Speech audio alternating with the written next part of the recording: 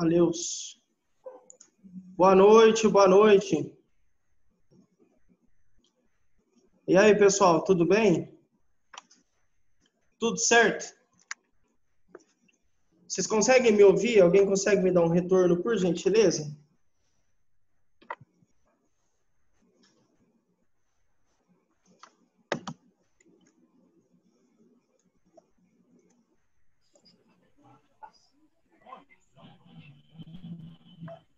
Olá?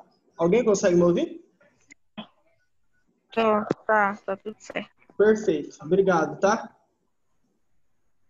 Bom, vamos lá então, meninas. Meninos e meninas. Lembrando, como eu falei, né, na aula passada, o microfone, por gentileza, sempre fechado, porque às vezes a gente, dependendo, sei lá, vai que você está em casa e o cachorro está latindo, a criança está chorando, o marido está xingando, o motoqueiro, enfim, barulhos assim em paralelo pode atrapalhar, né, o som dos outros colegas, tá bom? Então, sempre que alguém estiver falando, por favor, deixa o microfone fechado. Aí, isso não significa que você não pode falar, você pode e deve, tá? Só que aí, quando você estiver falando, aí a gente fecha o microfone, tá bom? Então, quando uma pessoa estiver falando, os outros microfones obrigatoriamente devem estar fechados para não atrapalhar o restante da plateia ouvir, tá? Agora a câmera. Professor, preciso ficar com a câmera ligada? Não, não é obrigatório, tá? Seria legal? Seria, mas vai de você, tá bom? Você que manda, certo? Se for ficar, eu peço por gentileza só cuidado, né? Assim, cuidado onde você vai estar, cuidado com o que você pode mostrar, enfim. É só cautela mesmo, beleza? Deixa eu só marcar de novo lá no grupo, para a turma clicar no link, porque eu acho que tem gente que ainda não entrou. Espera aí, só vou fazer dar um toque lá.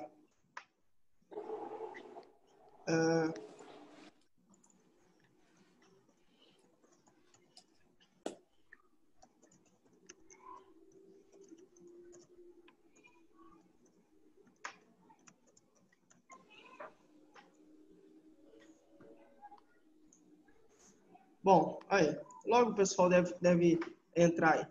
Bom, deixa eu compartilhar minha tela com vocês, meninos. Novamente, tá? Quem, porventura, tiver algum problema, sei lá, não consegue utilizar o Zoom, né? É a nossa segunda aula, mas talvez você ainda não tenha conseguido usar, enfim. Tem dúvidas de como usar o Zoom? Pode mandar mensagem para mim ou para o CRA. Não fique quieta ou quieto. A gente precisa conhecer a sua dor, tá bom? Para poder te ajudar. Bom, vocês conseguem ver aqui a minha tela, né?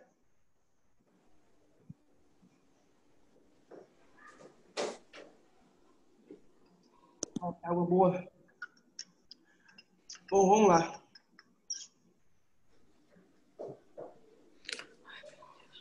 Tudo molhado.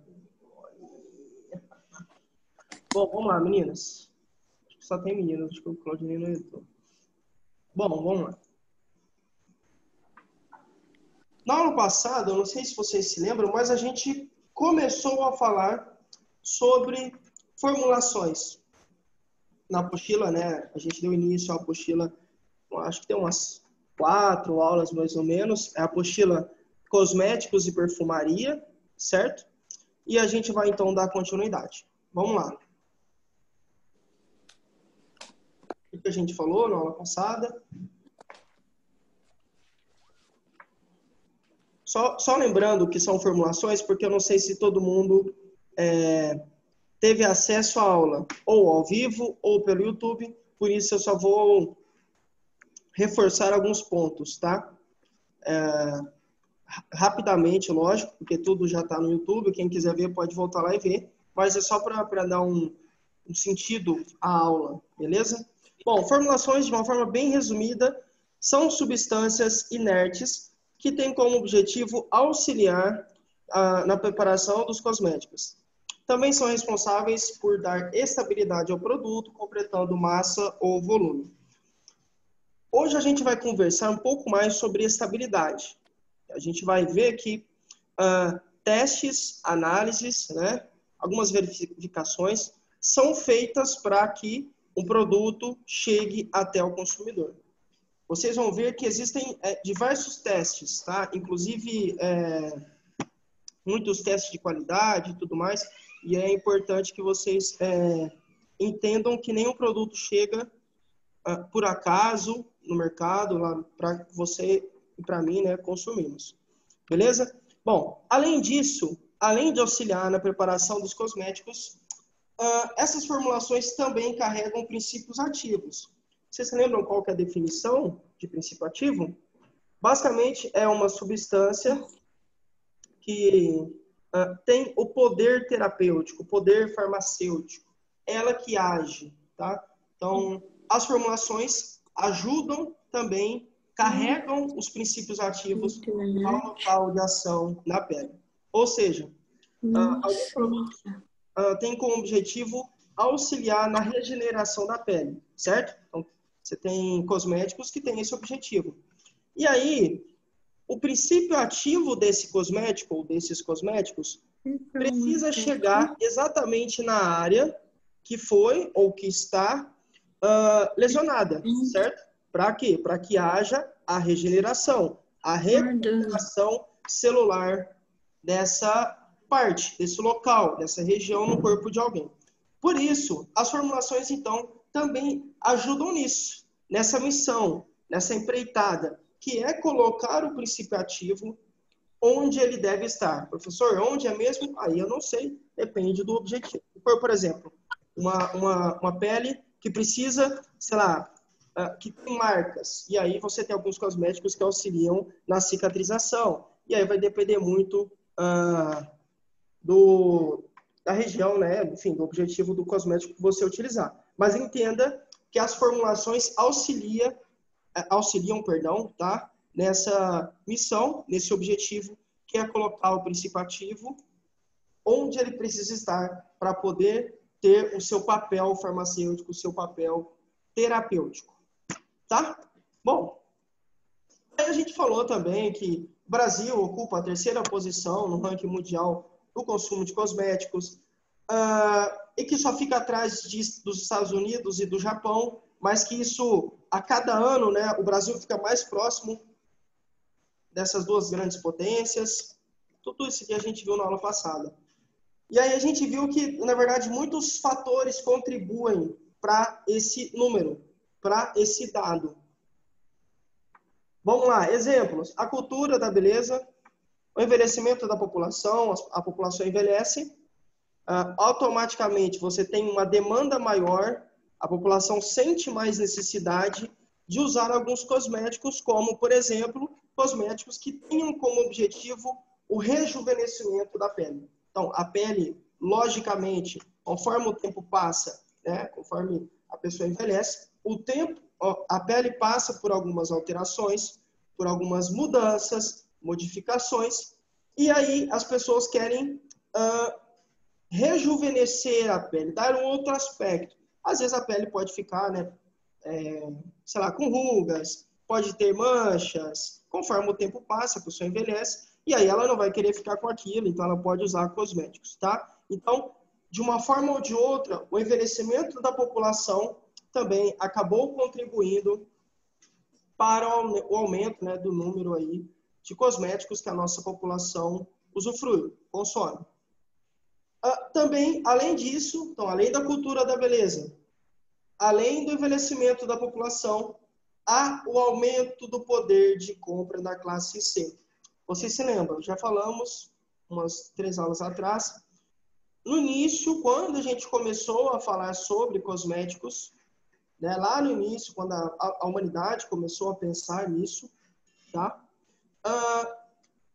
Os cosméticos, vamos chamar assim, mas na verdade eram produtos, né, ou misturas que a população fazia, eram restritos a uma classe social, principalmente, e você já deve imaginar, a classe A. Então, pessoas que tinham maior poder aquisitivo tinham acesso a esses cosméticos. Obviamente, o tempo foi passando, a industrialização acabou também facilitando esse processo. Que processo é esse? O processo de tornar mais acessível, não só agora para a classe A, mas também para a classe B, para a classe C e tudo mais. cosméticos. Então, hoje, não só pessoas ricas têm acesso aos cosméticos, mas também pessoas que não têm tanto poder aquisitivo assim, como, por exemplo, a classe C. Tá? Então, esse aumento do poder de compra, né? O poder de aquisição, o poder de adquirir produtos, de comprar produtos pela classe C, também é um fator importante, um aspecto importante que justificaria o Brasil estar na terceira posição mundial, tá? Quando a gente fala, né, no ranking de países que consomem, dos países que mais consomem cosméticos em todo o globo, planeta Terra. A gente falou também que está sempre que é um ramo, né, muito rico, e isso tende a sempre aumentar, a população sempre vai precisar de cosméticos. Inclusive, os cosméticos são a sexta maior participação, né, ou foram a sexta maior participação na taxa global de cosméticos e tudo mais. Tem alguém com um áudio ligado. Acho que agora foi.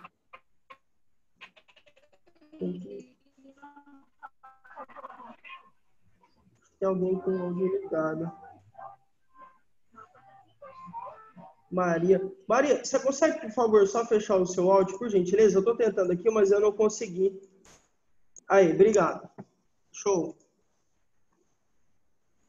Bom, vamos lá. Então, a gente viu, né, que os cosméticos foram a sexta maior, ou tiveram a sexta maior participação na taxa global do varejo. Isso indica o poder, a capacidade que isso tem financeira. Mas o que acontece? Essa mudança também, além dos fatores que justificariam, não aconteceu só por conta das mulheres, né? De uns tempos para cá, a população, ou melhor, o público masculino, também tem se aproximado mais dos cosméticos, tem modificado seus hábitos e investido um pouco mais em produtos de beleza. Isso, obviamente, faz com que o número de cosméticos consumidos aumente, né? Então, o público masculino também tem parte nesse ranking, nessa conquista. Influenciou diretamente para o Brasil estar nesse ranking, né, no pódio, digamos assim, na terceira posição. Vamos lá. Mas o que acontece? Você já deve imaginar. A gente tem várias empresas, indústrias que produzem cosméticos. E aí vocês sabem, hoje em dia a gente tem, queira ou não, essa é uma verdade, né? Há uma competição ferrenha entre as indústrias. Tanto vamos pegar um exemplo, as vacinas, as empresas que produzem vacina, todo mundo procurando uma vacina para a questão do corona, né, da Covid-19. Todo mundo. Então, o que acontece? Se você tem se você tem concorrentes, quanto mais qualidade o seu produto tem, melhor você pode ser visto no mercado e quanto mais, né, quanto melhor você é visto no mercado, maior credibilidade você pode passar e isso provavelmente vai impactar no seu financeiro. Ou seja, se a sua empresa tem uma boa imagem no mercado, se a indústria farmacêutica tiver uma boa imagem, isso significa que ela tem mais chances de conquistar o público e, portanto, vender mais. Pensando nisso, os produtos precisam ter uma qualidade, tá? E aí, o tempo foi passando e as empresas entenderam que havia a necessidade de um investimento. Onde, professor? No controle de qualidade dos produtos.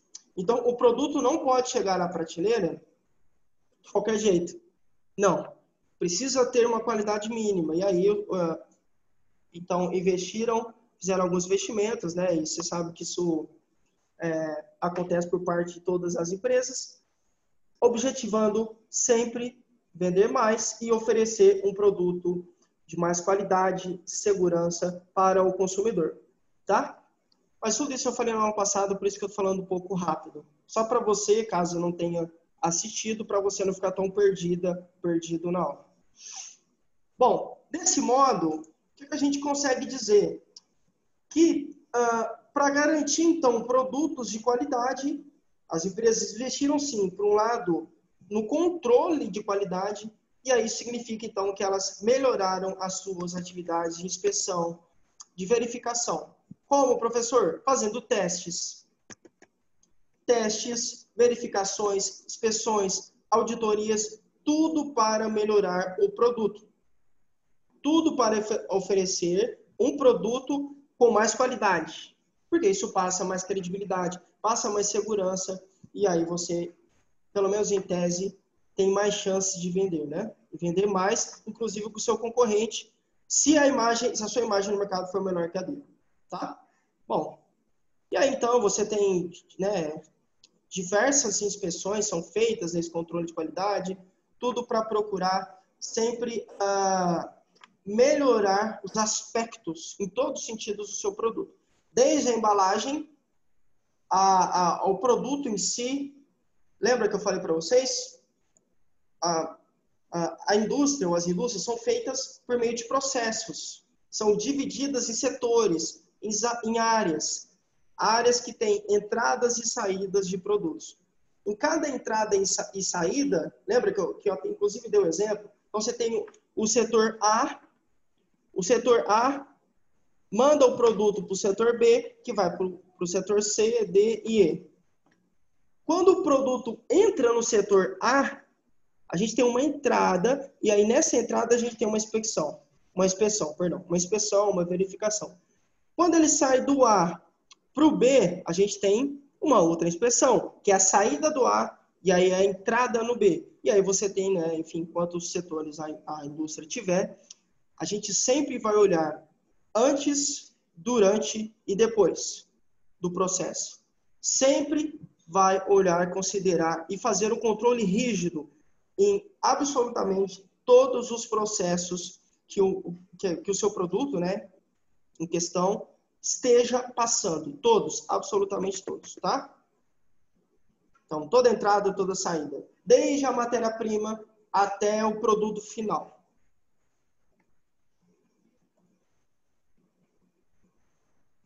Bom, então são feitos, né, testes físico-químicos, microbiológicos, organolépticos.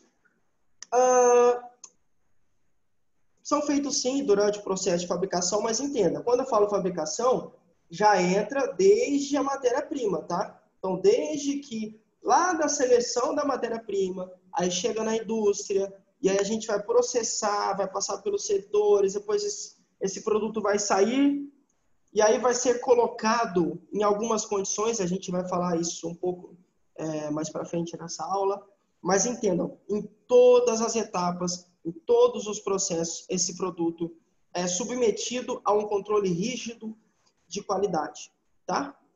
Beleza? Por meio de testes, inspeções, verificações que são necessárias. Para quê, professor? Para garantir qualidade e acabar também evitando problemas de saúde com os consumidores.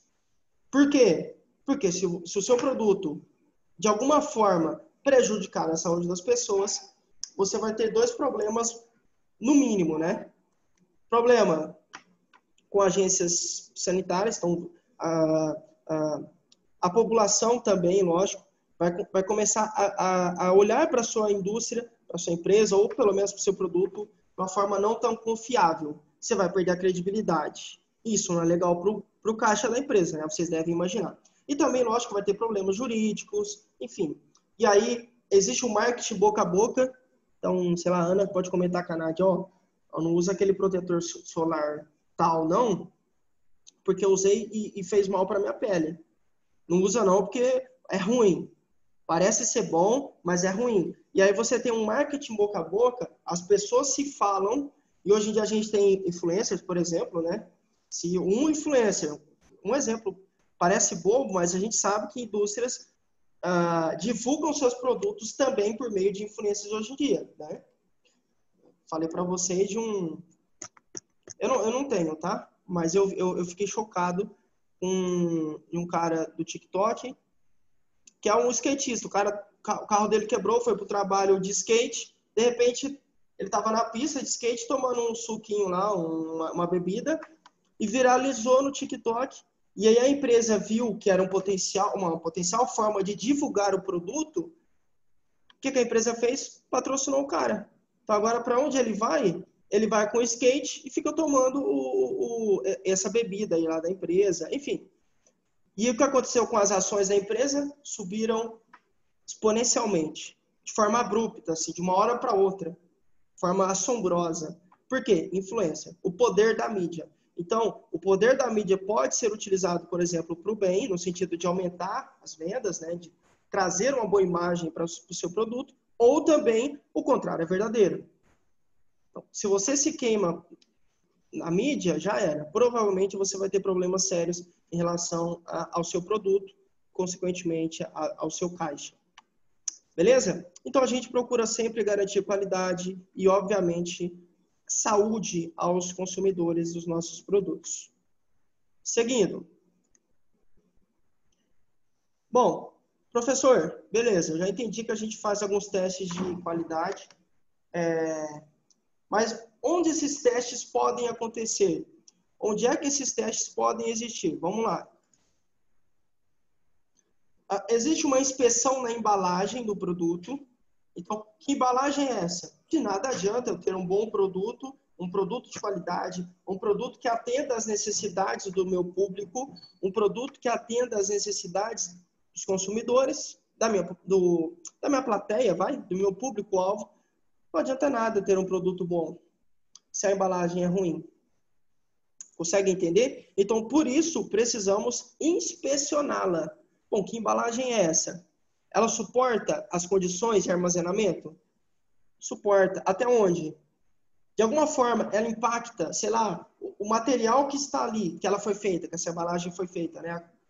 O material que compõe essa embalagem pode reagir com o nosso produto? Se sim, que tipo de reação é essa? Causa prejuízo para o nosso consumidor? Anula o efeito farmacêutico / terapêutico do nosso produto, do nosso cosmético? Entendem? Então, como é que a indústria descobre isso? Fazendo testes, tá? Inspecionando a embalagem e por aí vai. Bom, essa inspeção também se dá, obviamente, na matéria-prima. Por quê? Se você tem uma boa matéria-prima, pelo menos em tese, você tem um bom produto. Por isso, de nada adianta termos uma boa embalagem, termos processos industriais muito bem desenhados, muito bem alinhados, se a nossa matéria-prima for ruim. Não adianta. Por isso, há uma inspeção também da matéria-prima, né? Obviamente, isso reflete, acaba respingando diretamente na qualidade do meu produto final. Faz sentido, né, gente? Também há uma inspeção, né? Ou seja, vários testes também são feitos durante o processo de fabricação do meu produto. Falei para vocês, né? A gente tem entradas e saídas, e cada entrada e saída, e durante cada processo, antes, durante e depois, inspeções são realizadas, testes, verificações, análises laboratoriais, e aí o céu é o limite, né? No sentido de que inspeções são diversas, né? Em vários sentidos são realizadas para melhorar essa qualidade. Também são realizadas inspeções e testes finais para os produtos acabados. Terminamos o produto. O produto chegou lá na etapa E, sei lá, no setor E, último setor, a última etapa do processo. É o setor E. O produto está pronto, está embalado, posso já comercializá-lo? Não. Não. Preciso ainda fazer alguns testes com esse produto. Até onde ele suporta? Até que temperatura?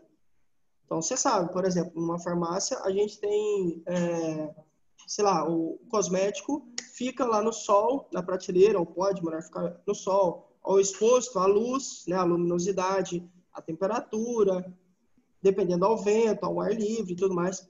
E aí, será que isso impacta na qualidade do produto? Só olhando, a gente não consegue dizer. Nós não podemos inferir. Não tem como inferir. A gente tem que fazer testes para entender. Sim, sim, professor. O nosso produto em uma farmácia normal, né, resiste até uma temperatura, sei lá, de 25 graus. Estou dando um chute, tá? Não entendam como algo concreto, é só um exemplo. Olha, até 25 graus o produto suporta. Passou disso, ele já vai perdendo a sua eficácia. Olha, não pode ficar um local muito luminoso, senão ele também vai perder a sua eficácia. Olha, nessa temperatura, nesse ambiente, a data de validade diminui. Se aperta, digamos assim, fica menor. Entende? Como é que eu vou entender? Voltou, deixa Como é quieto que aí. eu vou ter essas informações só fazendo testes? Então, por isso que a gente também faz testes quando os produtos estão acabados. Professor, mas a gente faz testes em cada produto. Por exemplo, a gente está falando de protetor solar. Em cada unidade do protetor solar, vou fazer testes? Não. O que a gente faz? Faz testes e aí a gente tem registros. Então, a indústria, né, ou, enfim, o pessoal responsável lá pelos testes, verificações, análises, vai fazer o quê? Vai registrar. Então, que resultado é esse? O que a gente encontrou? Tudo fica registrado e aí, por meio desses registros, você consegue, então, padronizar os processos, tá? Deu para entender? Então, eu registro e vou observando esses registros. Então, peguei o produto protetor solar B, por exemplo. Eu só pego algumas unidades, faço o teste e replico. Então, toda vez que o meu protetor solar B for produzido nessas condições, eu já sei qual é a data de validade, né? Ou seja, eu já sei até quando ele suporta. Eu sei até que temperatura, eu sei a umidade, sei a luminosidade, eu sei tudo, porque eu já fiz testes. E busquei no meu banco de dados, no meu banco de registros. Tá? Faz sentido, né? A gente registra e depois utiliza esses registros para padronizar os processos. Lógico, houve uma mudança de fórmula. Posso continuar padronizando, seguindo os mesmos registros? Não, porque você teve uma mudança aí no processo. Uma nova fórmula requer novos testes. E aí, logo, obviamente, você vai ter novos registros. E aí sim, depois dos registros, dos resultados que você encontrou nessa inspeção, nesses testes, nessas análises, aí sim você consegue padronizar, tá bom? E aí também, né, gente, tem a inspeção, medição dos equipamentos. Então, qual que é o calibre? E aí, enfim, existem vários testes e medidas que devem ser utilizadas, mas tudo se dá por meio de uma padronização que a gente faz depois de ter resultados, de obter resultados e analisá-los. Deixa eu tomar um gole de água aqui.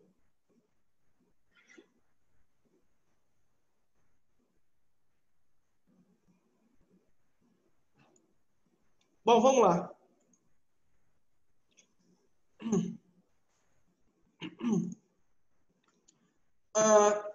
Aí, você pega perfume, frasco diferente, cor brilhante.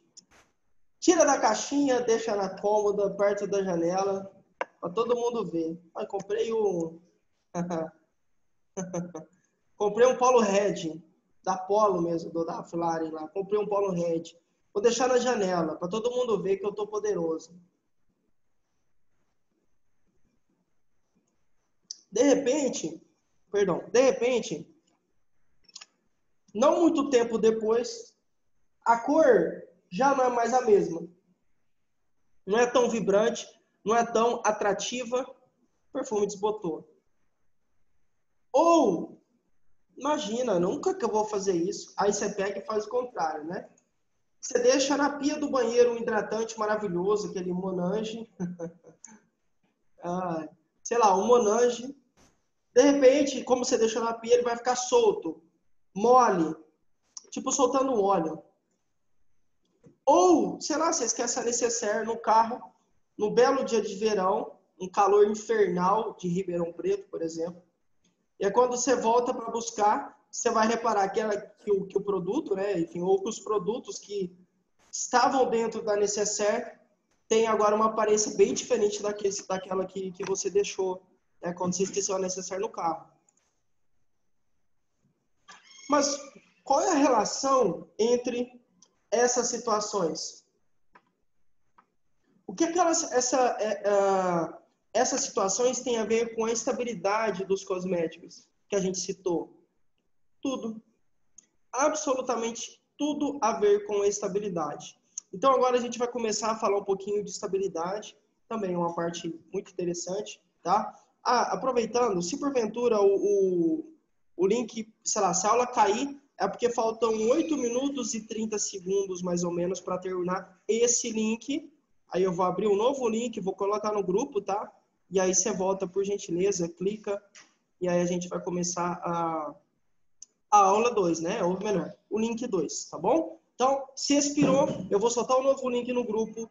Você clica lá e a gente vai continuar a aula, tá? Bom, vamos começar então falando sobre estabilidade, estudos de estabilidade. Deixa eu só fechar a porta aqui, peraí.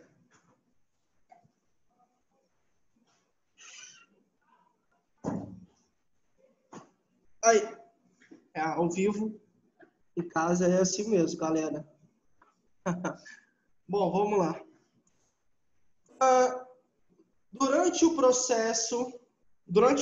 o desenvolvimento de produtos, são feitos testes que estressam o produto. Eu sei que a Jaque não é estressada, nem a Nádia. A Ana, a Carol também não é, né? Bom, a Ana Mussa, então, com certeza não. O que acontece? Durante o processo de fabricação, de desenvolvimento dos produtos, nós estressamos esse produto, tá? Professor, como assim? O produto tem emocional? Não é isso que eu estou falando. O que eu estou falando nós simulamos o máximo de exposição a qual colocaremos durante o seu uso. Ou seja, qual é a condição máxima que um protetor solar pode estar submetido se estiver exposto em uma farmácia? Olha, o máximo que vai fazer, sei lá, 40 graus dentro de uma farmácia, nessa luz aqui, que é o máximo, se ele estiver do lado da janela e a janela for um blindex, qual que é o máximo? Situação máxima. Quanto à umidade, à luminosidade, sei lá, a temperatura, que situação é essa máxima? Qual é o extremo? É justamente nesse extremo que nós vamos estressar o nosso produto. Vamos colocá-lo, então, nesse contexto para entender até onde ele suporta, até onde ele aguenta. E quais são essas modificações que acontecem por meio desse estresse. Consegue entender? Quando a gente fica estressado, quando você e eu ficamos estressados, pelo menos quando eu fico estressado, o que acontece? Você tem limites. Alguns têm mais, outros têm menos, né? Venhamos e convenhamos. Mas, quando é que você perde o controle, digamos assim? Que você fica estressado, fica nervoso? Quando alguma situação passa do seu limite ou quando você é submetida a uma condição, a uma situação, a um contexto que estressa você. Ao máximo, nossa, sei lá, cachorro, sei lá, comeu seu chinelo. Você falou pro menino, seu filho, sua filha, sua prima, sua tia, sei lá, falou pro fulano não deixar o seu chinelo lá, porque o cachorro ia comer. O cachorro comeu seu chinelo, você ganhou da sua avó, de presente de fim de ano, aquele chinelinho bordado, todo periquitado, todo bonitão, assim, customizado para você. Será que você vai ficar rindo? Não vai. Por mais que você ame o cachorro e a pessoa que deixou, com certeza você vai ficar estressado, vai ficar nervosa. Consegue entender por quê? Você foi exposta a uma condição extrema. Entenda o extremo como algo individual, né? Ou seja, tem produtos que o extremo dele é diferente do extremo de um outro produto. Então, o produto A pode ter um extremo, pode resistir a uma temperatura, a uma umidade e a uma luminosidade diferente da luminosidade, da temperatura, da umidade do produto C. Consegue perceber? Assim como a gente. Então, os produtos, nesse sentido, são parecidos conosco, né? Tem gente que tem pavio mais curto, tem gente que suporta mais, mas todos nós temos limites, temos extremos. E é justamente nesses extremos que os produtos são testados, tá? Então é isso que a gente faz. O produto chegou na etapa final, show. Vamos então estressá-lo, fazer testes e registrar os resultados, as anotações obtidas, né, por meio desses testes e verificações. Esses testes são solicitados pela Anvisa, Agência Nacional de Vigilância Sanitária, no momento do seu registro como prova de prazo de validade requerido. Então, você vai registrar um produto, um cosmético lá na Anvisa. Sei lá, você criou um hidratante. Sei lá, criou um hidratante. Vai fazer o registro na Anvisa e aí a Anvisa vai fazer o quê? Vai solicitar testes. Olha, Jaque, Maria Antônia, sei lá, Claudinei, não vi se o Caio está aqui, mas sei lá, Caio. Eu vi que vocês criaram um produto, que bacana, mas ó, nós precisamos que vocês realizem alguns testes e passem o resultado para a gente. E aí a Anvisa passa os testes, né? Solicita, requer, e aí a Anvisa, né, requer, vai lá e fala, olha, seu produto tem que estar nessa condição, faz esse teste e dá o resultado para a gente. Depois que a Anvisa passa nesse sentido, né, o que deve ser feito, a empresa vai, realiza esses testes, comprovando aí então o seu resultado e vendo se dá para continuar ou não, se tem que fazer algum tipo de ajuste, de alteração, e aí cada um, né, cada situação, cada caso é um caso, mas é assim que funciona. O produto nunca chega, pelo menos em tese, tá? De forma aleatória, de qualquer jeito lá na farmácia, não. Nós fazemos testes, tá? A Anvisa fica no pé, cobra. É uma agência de vigilância, né? Vigilância vem de vigiar. Então, o que um vigia faz? O cara fica em cima, como se fosse um fiscal. A agência sanitária, a Anvisa também vai nessa linha, tá? E lógico, não é só um cosmético, né? Então, tem quase tudo. Então, por exemplo, vacina e por aí vai, tá? Tudo que tem a ver com questões sanitárias. Vamos continuar. Essa também é a oportunidade que os formuladores têm de verificar quais são os cuidados de conservação que devem constar na embalagem do produto. Como, por exemplo, mantenha em local fresco, ao abrigo da luz, mantenha o produto na embalagem original. Após aberto o produto, consumi-lo em até, sei lá, X dias. De onde é que vocês pensam que vem isso? Da cabeça do pesquisador, do criador, do formulador? Não. Não. Essas respostas são encontradas, verificadas, obtidas, entre aspas, achadas, né? Não são achadas. Assim, não foi um achado. Nossa, estava perdido, a gente achou. Não. Isso foi constatado, tá? Então, essas respostas, informações, são constatadas em testes. Beleza, gente? Ó, vou terminar de explicar esse slide daqui a pouco, porque falta menos de 1 minuto. Então, eu vou criar um outro link, vou disparar no grupo, por gentileza, peço que vocês cliquem lá, né, para a gente continuar assistindo a aula, tá bom? Não acabou a aula, cliquem lá, por gentileza, eu já vou abrir um outro link para a gente continuar, tá? Essa aula é muito importante, vocês estão percebendo, né?